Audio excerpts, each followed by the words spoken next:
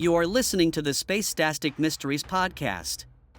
We are continuing Anna Gale Lyne's fourth novel in the Jaguar and Peacock series, Smoke and Mirrors.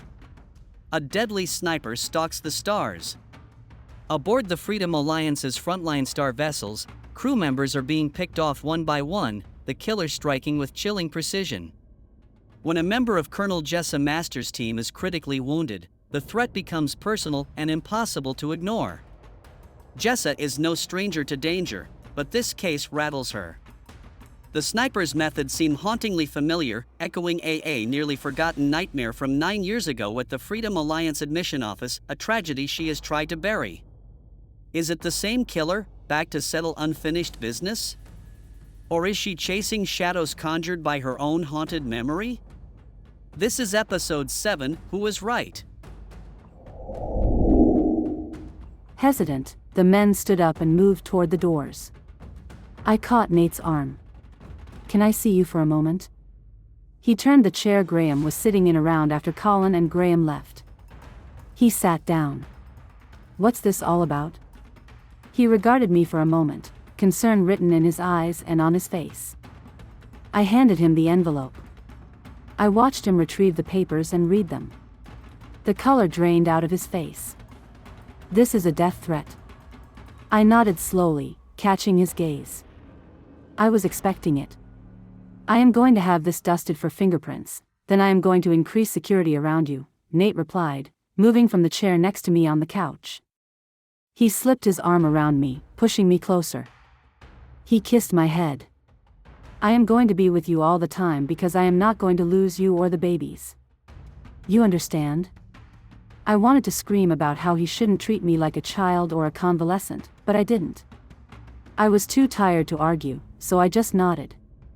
"Oh, Peak, this lasagna was excellent," exclaimed Graham, who sat at the south end of the table. "Bree said that you learned to cook on planet M142. You were sure down there long enough."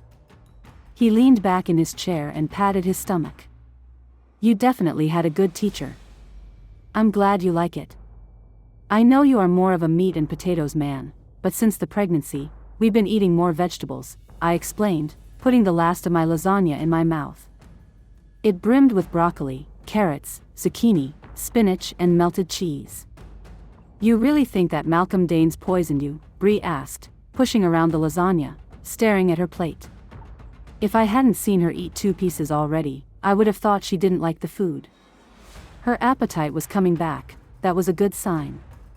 Dr. Manning practically attacked me when I suggested that he allow Bree to come to dinner. It took a lot of coaxing, but I managed to get permission to take Bree out of the hospital long enough to have a meal. Who knows? The last time he and I spoke, it wasn't under the best of circumstances.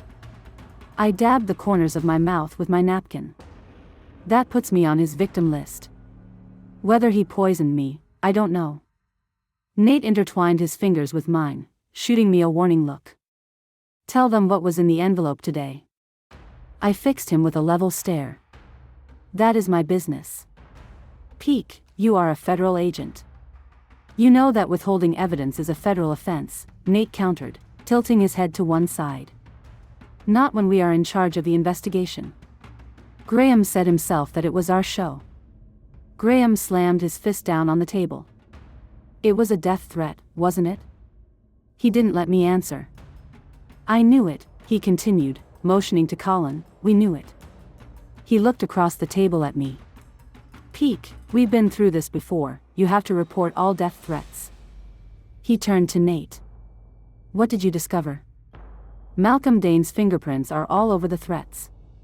And in the threats, he wrote, 'And next I will kill you.' A slow, painful way to go. Like a frog in a slowly heating pan." "That is my ingenious plan," Nate supplied, stacking his fork, knife, and napkin on his plate. When he says, a slow, painful way to go, I think he might be referring to the DP-119. "That would be my guess," Graham agreed, leaning forward. He rested his elbows on the table, propping up his chin with his intertwined fingers. "Peak, I want you to cooperate fully with that bad bedside manner doctor of yours until this is over." "If you say so, I will follow Dr. Eistroid's every command," no matter how stupid, I remarked, lifting up my water glass. I put it to my lips and sipped it. But I am not going to stay on bed rest for the rest of my pregnancy. We can't spare you for that long, Graham concurred, giving me a small smile. Anyway, if you were to be on bed rest for that long, I don't think Jag or the kids would survive. I know Dr. Manning wouldn't, Colin interjected, cutting his lasagna into tiny pieces before eating them. The table erupted into laughter. After the laughing calmed, Bree wondered aloud, is taking him apart considered murder? I know he's a Freedom Alliance officer, but he's a machine. She looked to Graham. I don't know.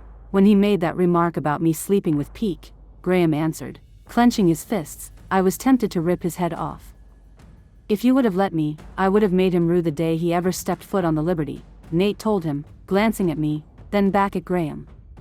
You should have heard how heartless Manning was when I asked what gender Abby was. I like Dr. Manning. Robert piped in, pouring himself another glass of water. He sees Jessa as she really is, a manipulative, risk-taking, conniving, good-for-nothing fraud. I could see the anger seething in the eyes of my friends around the table. Their responses all came at the same time as they rose from their seats, ready to tar and feather Robert. Peake is not a fraud. I've known her for years, Graham retorted, slamming his hands down on the table. She is genuine. There is no one I trust more with my life, Bree stated, folding her arms across her chest. How dare you say such a thing, Nate roared, lunging at him. I motioned for them to sit. When they did, I raked my eyes around the table. Thank you, but I do not need you to defend me to my factless brother. You all know who I am. I know who I am. Those are the people who count, I declared, rising from the table. I hurried around, collecting the disregarded plates, napkins, and silverware. If I start defending myself to them, I will always have to. I disappeared into the kitchen.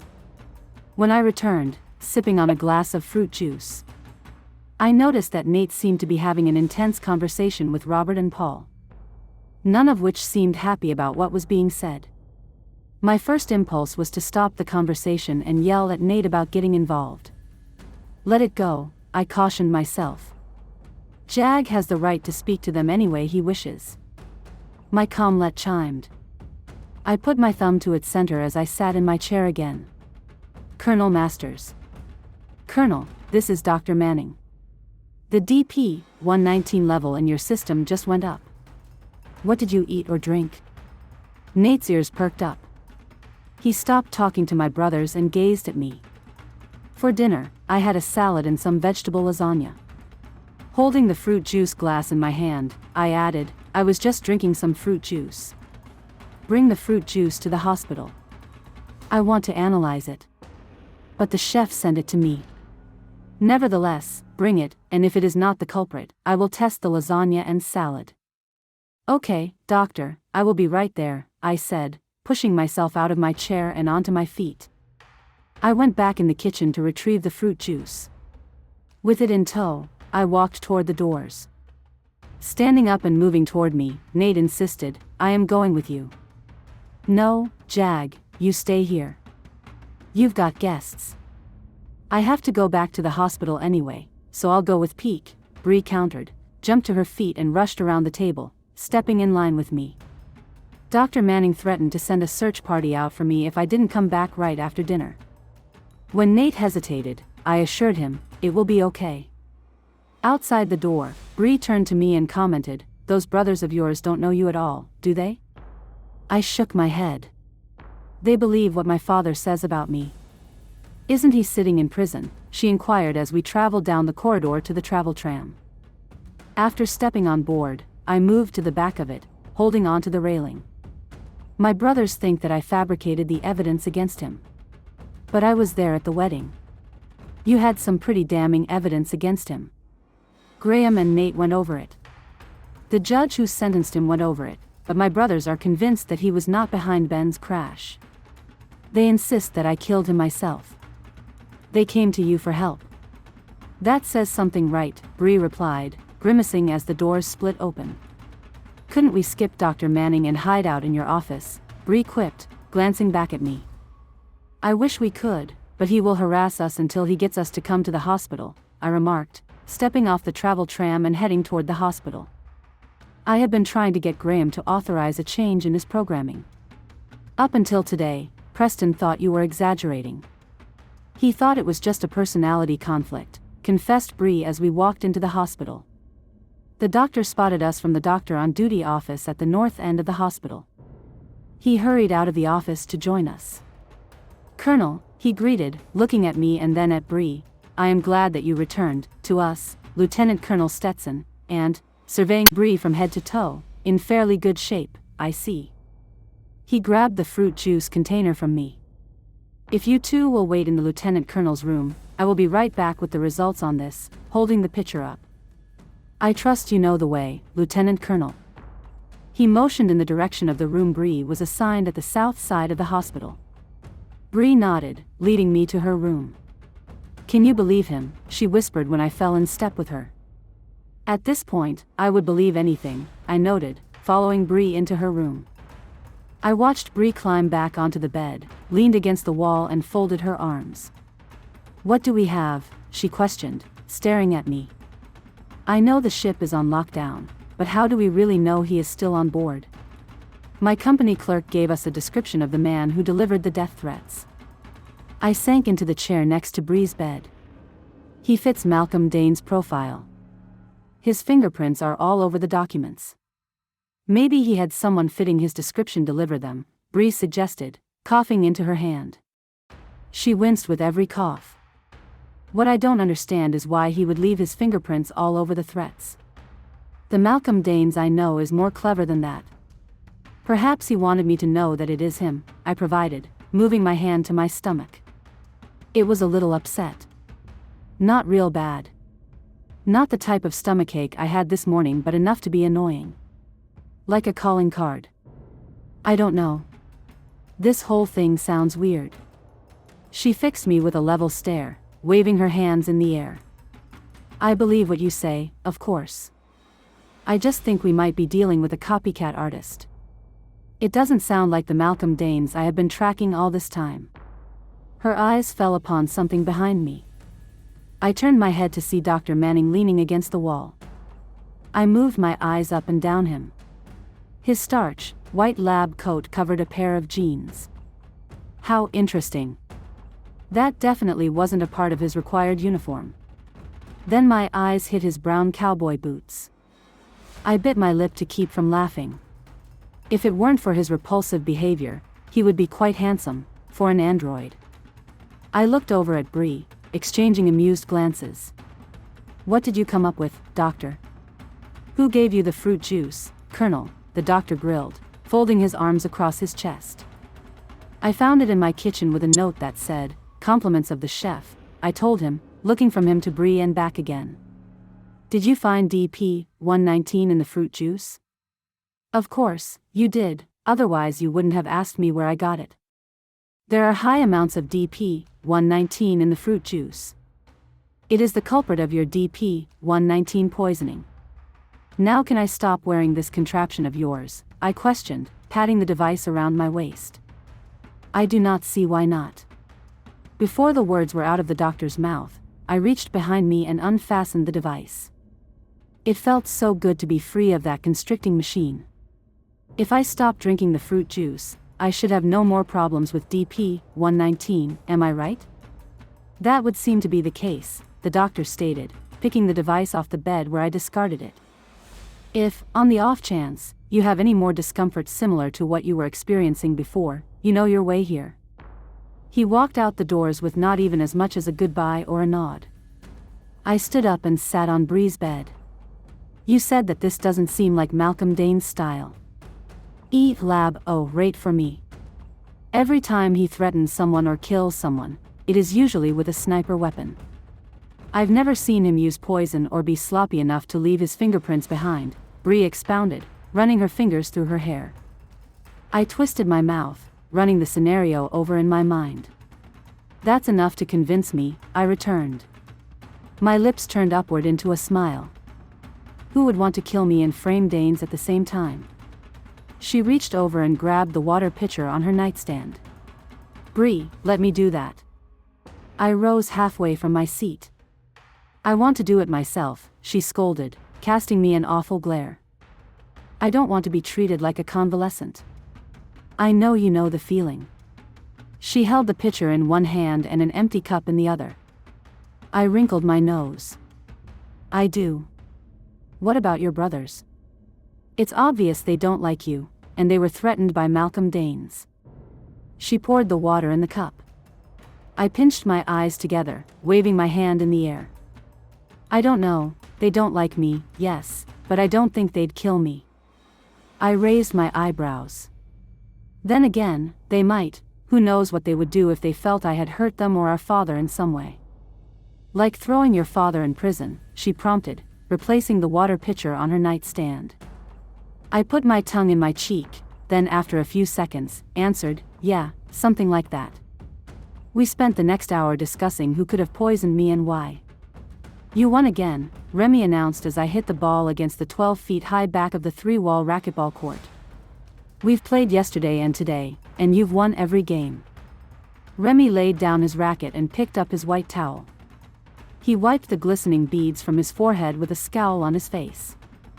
"Would you rather that I let you win?" I asked, sipping my bottle of water as I wiped my brow with a towel. "No," he answered after thinking about it for a few seconds. He threw his towel down and looked up at me. "Do you think I'll ever be as good as you?"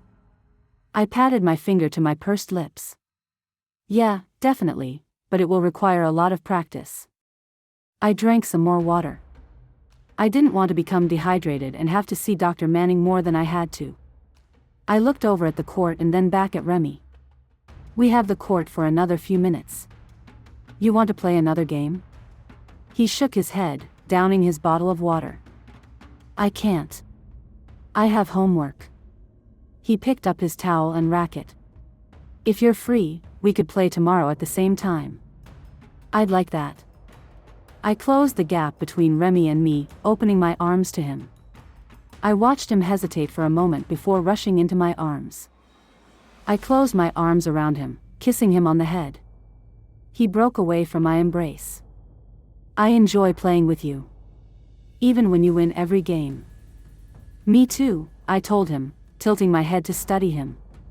He appeared to be adjusting well to our family, but I didn't want him to forget his mother. "A few months ago, your mom's lawyer sent me some videos of her that she wanted you to have when you were ready. If you'd like, we could watch them this weekend."